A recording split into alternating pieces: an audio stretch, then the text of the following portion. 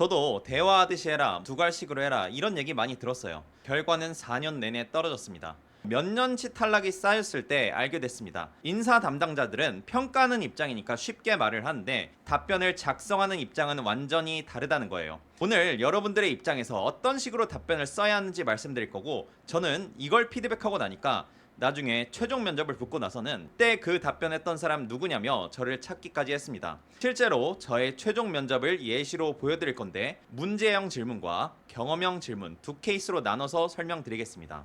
문제형 질문은 다음과 같았어요. 금융이 뭔지 설명해보세요. 이런 질문이었습니다. 정의형 질문이죠. 펀드가 뭐냐, 디지털 트랜스포메이션이 뭐냐, 이런 것도 마찬가지죠. 여러분들 금융이 뭔지는 다 알아요. 근데 막상 말로 설명하려면 어렵죠. 특히나 두괄식을 적용한다 쳤을 때 금융은 이것입니다 라는 형식으로 A is B라는 형식으로 설명을 해야 된다는 거죠. 금융을 설명하기도 어려운데 B라는 한 단어, 한 구절로 압축도 시켜야 되니까 더 어려워지는 거예요. 그러면 금융이 뭐냐에 대한 정답은 뭔가요? 사전을 보면 이렇게 나와요. 금융, 금전을 융통하는 일. 융통이란 단어가 우리가 주로 쓰는 말이 아니잖아요. 그래서 보통은 두괄식을 제끼고 그것의 특징을 설명, 나열하려고 합니다. 대부분의 지원자가 이런 식으로 실수를 하는데, 제가 블록체인은 무엇인가에 대한 예시 답변을 들어보겠습니다. 블록체인은 분산원장 기술을 적용하고요. 각 블록들이 서로를 검증하는 역할을 수행하며, 각 블록을 연결하는 체인은 해시 함수를 통해 값이 구해지고 가상화폐로도 쓰이고 있습니다. 이렇게 아는 특징을 설명하려고 한다는 거예요. 그런데 두괄식을 위해서 압축 단어를 앞에 세팅해서 말을 하면 이렇게 달라집니다. 블록체인은 암호화 시스템입니다. 암호화를 위해서 분산원장을 적용을 하고 각 블록들이 서로를 검증도 해줍니다. 각 블록 연결에는 해시 함수가 적용되어 완벽하게 암호화됩니다. 그래서 디지털상에서 화폐 역할도 수행할 수 있습니다. 이렇게 하면 암호화 시스템이라는 압축 단어를 기반으로 부연 설명이 들어간 구조예요. 그러면 나열 형견은 다르게 장황하지 않고 문장 간들의 개연성이 생깁니다.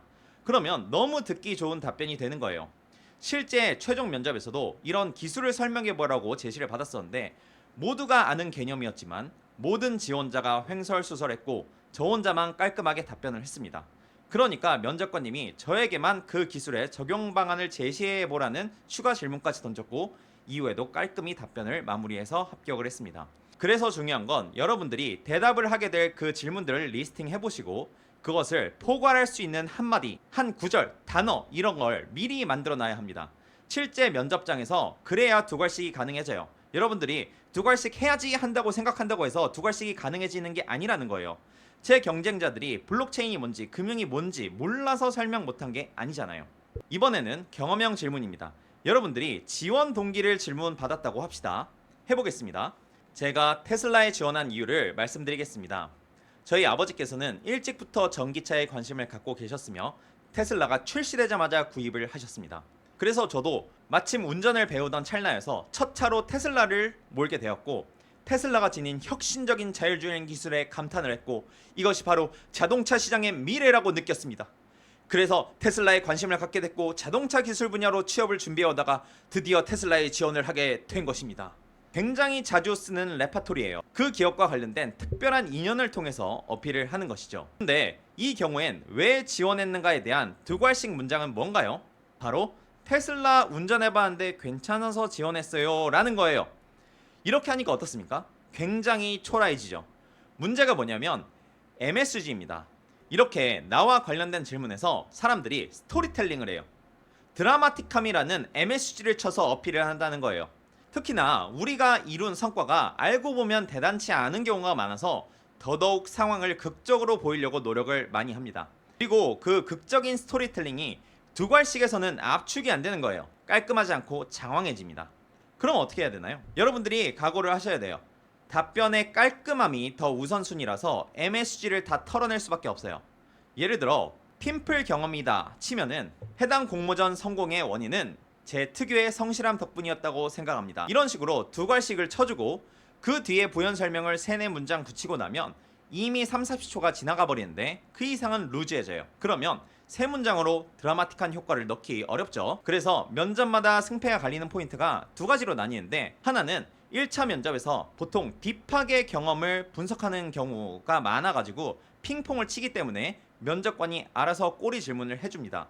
그러면 이제 거기서 어필을 할 기회가 생기는 거고, 임원 면접처럼 질문 하나 던지고 답변 하나 받는 핑퐁이 없는 면접의 경우에는 두괄식에서 내가 밀기로 한 핵심 사항을 뭘 선택하는지가 중요해지는 거예요. 여기서의 핵심은 공모전 수상, 알바 매출 20% 향상 이런 게 아니라 저의 특유의 성실함입니다. 이게 첫 문장으로 나와주는 게 중요한 거고, 결과적인 부분은 뒤에 보조 역할을 수행하는 거죠. 정리하겠습니다. 결국엔 수많은 면접관들이 제일 강조하는 요점 위주의 두괄식 답변이라는 게 막상 하려면 하기 어려운 근본적인 문제를 크게 두 가지 사례로 제가 짚어봤습니다. 여러분들에게 조언하는 인사 담당 출신들이 답변을 만드는 과정의 고충을 모르는 경우가 많아서 실제 답변하시는 데는 어려우셨을 거예요. 저는 답변을 만드는 여러분 관점에서 계속해서 노하우를 전달할 예정이니 구독해 주시고 지켜봐 주세요. 감사합니다.